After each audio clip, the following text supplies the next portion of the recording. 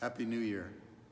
It's been about 5 months since I sat here speaking to you about the upcoming holy days, Rosh Hashanah, our Jewish New Year. And it was a time where we had to do an incredible amount of rearranging, changing the way we would approach the high holiday services and what the nature of the services would be. As we gathered together, we decided that we would do it virtually in order to protect each other's health.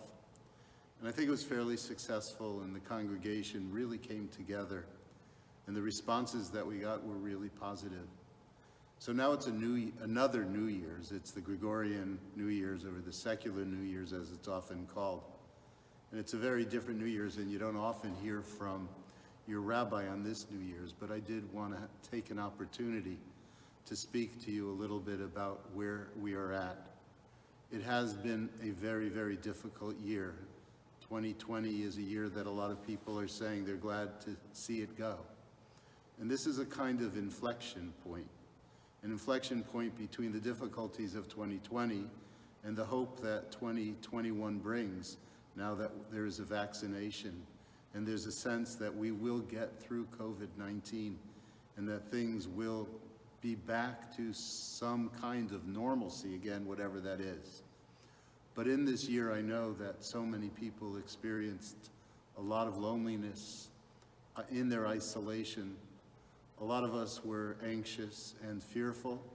A lot of us were sad. A lot of us experienced sickness, either amongst ourselves or our family members and friends. And yet death became very, very prevalent for so many people. All we have to do is look at the news and we see the staggering numbers of Americans and people around the world who have died from this virus. But in all of this, we have not only been challenged and not only faced difficulties, both with ourselves and all of our relationships, as we've seen the challenge that kids have faced and parents have with their kids, that people have faced when in their marriages and relationships, the challenges that we have with our parents. All of these different challenges, yet we have survived and have shown great resilience. And that's why I'm addressing you right now. As I said, I think it's an inflection point, and that there will come a time in the not too distant future where we will be together again. The vaccine is out, and I will be getting my vaccine as soon as possible. And I hope that all of you will do the same thing. But in this point also, we know that there's a lot of danger in front of us immediately. The virus rages, there's a new form of the virus that's out there. And so I encourage everyone to be very, very careful and not to let your guard down at this time. So the community has been incredible. We've been calling each other. We've provided classes and conversations and support groups, not to mention services twice daily and Shabbat services. And by doing so, we've grounded the community and we've grounded each other and we've provided support for each other and let everyone know that they're not alone. It has been a real testament to B'nai Torah, both the quality of the programs that have been presented, but more importantly, your presence and your support for them. And we should pat each other on the back, and we owe each other a great deal of thanks for what we have been through and what we're going through. I recognize again, and I know that all of us do, that there are people that are in a lot of pain, and we feel a lot of empathy for them. I know some of the people that had the virus continue to show symptoms. Some of them are new symptoms, and so these are such hard days.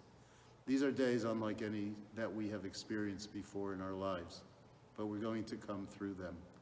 One of the messages of our tradition is that no matter how difficult the past has been, there's always reason to hope for a better future. And that seems to be where we're at right now. We carry a hope for the better future. I've been thinking about the fact that when this is all over, because this has been such a profoundly painful and difficult time, we do need to celebrate. There needs to be a religious dimension to the expression of our celebration and our gratitude for having gotten through this. So B'nai Torah is going to write a Torah. And the reason is it is the Torah that's been at the center of our community and that has kept us together. We refer to our Torah as an Eitz Chaim. It's a tree of life. And we are B'nai Torah, the children of Torah. So you'll be hearing more about that project, and we hope that you'll join in with us in support of that project.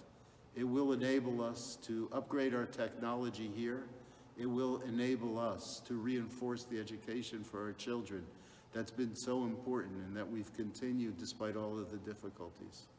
So I end with the following. I would like to give you a blessing. Yivarechecha Adonai v'yishmerecha. May God bless you. May God watch over you. Ya'er Adonai panav elecha v'chuneka. May God cause his light to shine on you. And may God be gracious to you. Yisa Adonai panav elecha v'yasem lecha shalom. May God turn his face to you. May God bless you with wholeness, and may God bless you with peace. Amen. I wish you a happy and a healthy 2021. Take care of yourselves and take care of each other. Amen.